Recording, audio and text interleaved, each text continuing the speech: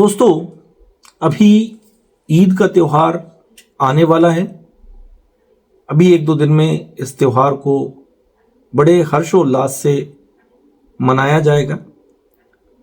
तो मेरा आप सभी भाइयों से एक अपील है कि किसी भी तरह की धार्मिक भावनाओं को ठेस नहीं पहुंचनी चाहिए।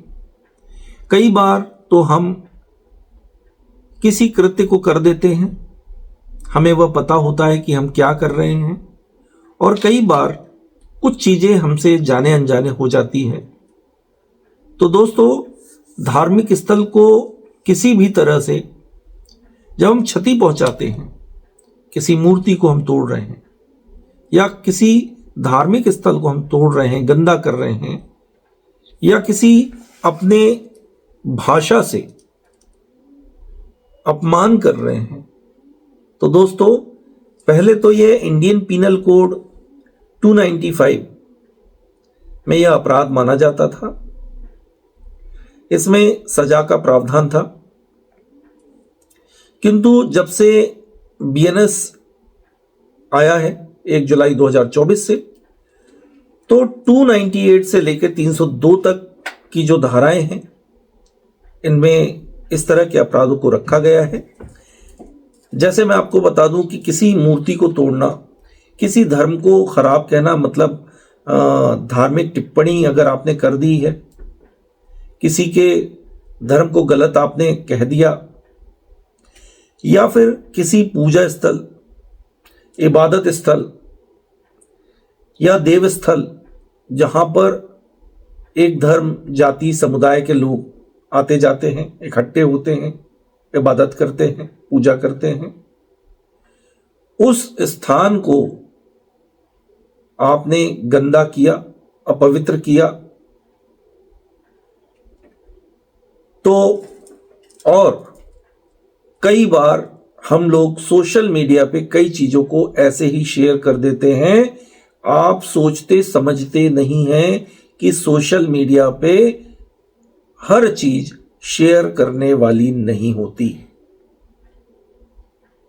अब मैं आपको बता रहा हूं कि आप अपराध के शिकंजे में कैसे आ जाते हैं। सोशल मीडिया पे किसी पोस्ट को डाला गया, वह आप तक आया, यानी कि आपके व्हाट्सएप पर आया, आपने उसको 4 मित्रों को शेयर कर दिया, जो कि ऐसा कोई मैसेज या ऐसा कोई वीडियो जारी हुआ था जिससे कि धार्मिक सौहार्द बिगड़ सकता है। आपने उसको शेयर कर दिया, तो कहीं ना कहीं आप उस अपराध की श्रेणी में आ गए। और अगर कभी किसी भी गांव, शहर या फिर किसी जगह का जब धार्मिक सौहार्द बिगड़ता है, तो व्हाट्सएप सक्रिय हो जाता है। व्हाट्सएप पे जितनी भी चीजें आपके द्वारा डाली गई हैं, जो उस चीज के लिए, उस कृत्य के लिए रिस्पॉन्सिबल है, उस जगह की शांति को भंग करने के लिए आपके द्वारा व्हाट्सएप से जो चीजें शेयर की गई, तो सबसे पहले पुलिस आपको उठाएगी और आपके खिलाफ मामला पंजीबद्ध होगा। मैं किसी धारा विशेष की बात नहीं कर रहा, जो कि बीएनएस में 298 से 302 के तहत बहुत सारी धाराओं में अपराध आपके ऊपर पंजीबद्ध हो सकता है। तो दोस्तों, आपने सुना होगा हिंदू, मुस्लिम, सिख, ईसाई आपस में हैं भाई भाई। तो सोचिए, विचार कीजिए, यह महज एक लाइन नहीं है, यह आपको आपसी भाईचारा में बांधने का एक सूत्र है, जिसे कि आपने बचपन में भी पढ़ा होगा कि एक लकड़ी को आप आसानी से तोड़ लेते हैं, और जब एक लकड़ी का बंडल बना दिया जाता है तो आप उसको तोड़ नहीं सकते। कितना ही शक्तिशाली व्यक्ति क्यों ना हो, लकड़ियों के बंडल को जब बांध दिया जाता है और किसी को तोड़ने को बोला जाता है, तो वह टूटता नहीं है। तो दोस्तों, भारत एक ऐसा देश है जो अपनी विविधता में एकता के लिए पूरे विश्व में जाना जाता है। तो आज 10, 15, 20, 25 किलोमीटर में हमारी भाषा बदल जाती है, सभ्यता, संस्कृति और हमारे आचार व्यवहार, बातचीत करने का तरीका बदल जाता है, किंतु उसके बाद भी हम एक सूत्र में बंधे हुए हैं। कभी भी जब आप अपने धर्म के बारे में बोलते हैं कि मेरा धर्म महान है, मेरा धर्म सबसे उच्च है, तो दोस्तों आपका धर्म ऊंचा है, सर्वमान्य है, ऊंचा है, श्रेष्ठ है, किंतु दूसरे का धर्म जो है वो भी ऊंचा है, वो भी श्रेष्ठ है उसके लिए। तो इसलिए कभी भी ऐसी बातों को ना करें जिसको सुनना आप पसंद नहीं करते अपने लिए, अपने धर्म के लिए। तो दोस्तों, सब मिलकर रहें, और मिलकर रहने में जो मजा है वो आप देखते होंगे कि ना जाने कितने देश हमारी तरफ देखते हैं कि आज भारत प्रगति की राह पर है। तो धार्मिक सौहार्द बिगड़ना नहीं चाहिए, मेरा आप सभी से ये कहना है। तो धर्म संबंधी अपराध जो 1 जुलाई 2024 से, जो कि धारा 298 से 302 के बीच रखे गए हैं, जिसमें कि किसी मूर्ति का तोड़ना, किसी धर्म को खराब करना या खराब कहना, अपमानजनक भाषा का उपयोग करना किसी धर्म, जाति, समुदाय के लिए, या फिर पूजा स्थल, धार्मिक स्थल, देव स्थल जहां पर लोग इकट्ठा होते हैं उसको अपवित्र करना, जैसा कि कई वीडियो में दिखाया जाता है कि वहां मूर्ति पर कीचड़ डाल दिया गया, गंदा पानी डाल दिया गया, या किसी मंदिर के सामने किसी जानवर को मारकर फेंक दिया, या किसी मस्जिद के सामने दीवारों पर गंदा पानी फेंक दिया गया, या फिर किसी ऐसे जानवर को फेंक दिया गया,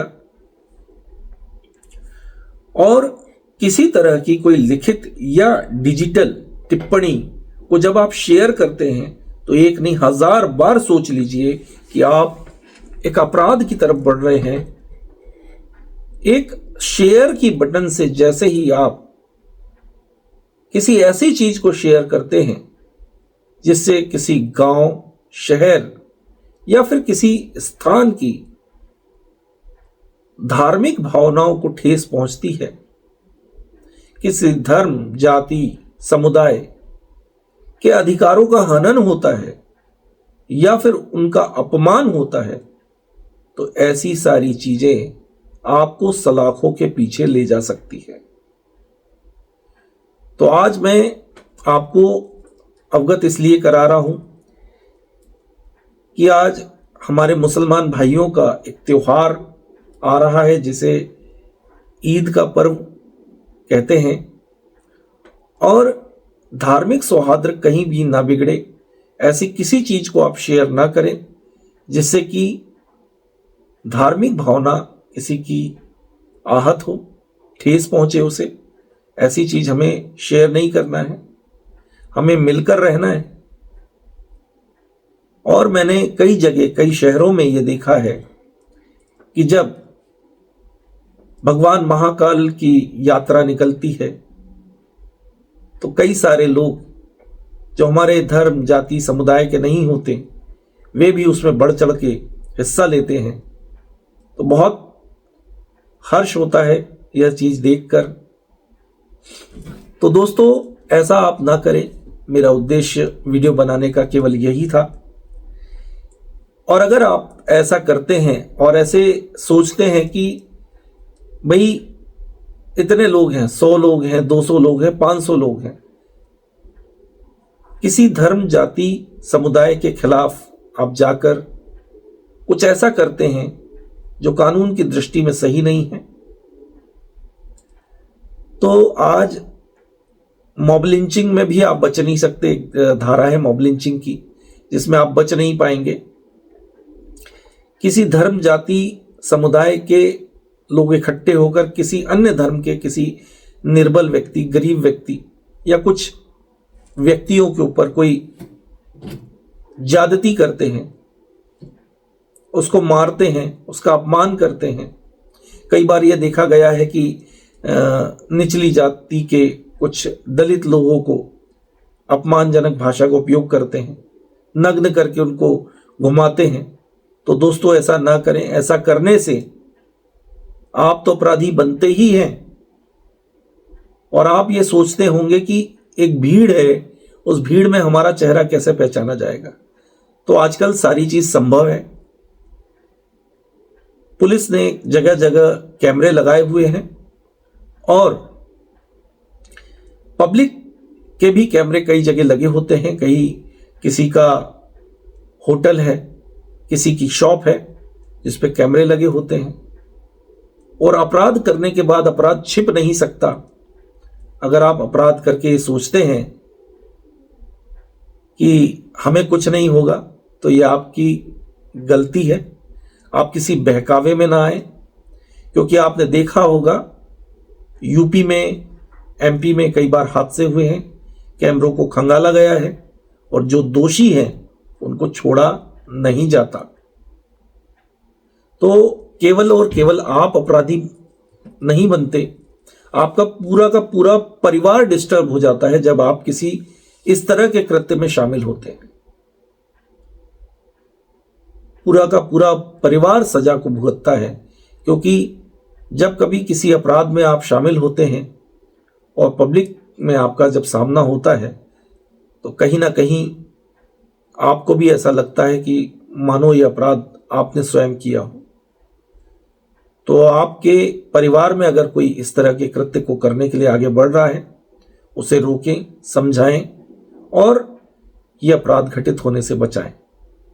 आप सभी को ईद की बहुत सारी मुबारकबाद, शुभकामनाएं मैं प्रेषित करता हूं और आपको इस तरह के अपराध होने से बचने के लिए आगाह कर रहा हूं। अगर कोई इस तरह का अपराध करता है तो कम से कम 2 साल की सजा से वह दंडित किया जाएगा।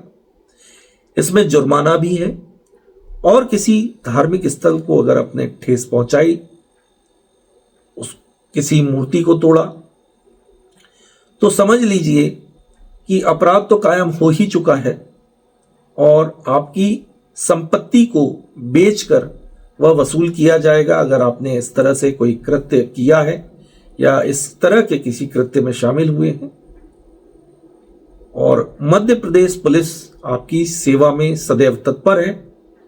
ऐसे कार्य करने से बचें जो कि धार्मिक सौहार्द को बिगाड़ते हैं। धन्यवाद। जय हिंद।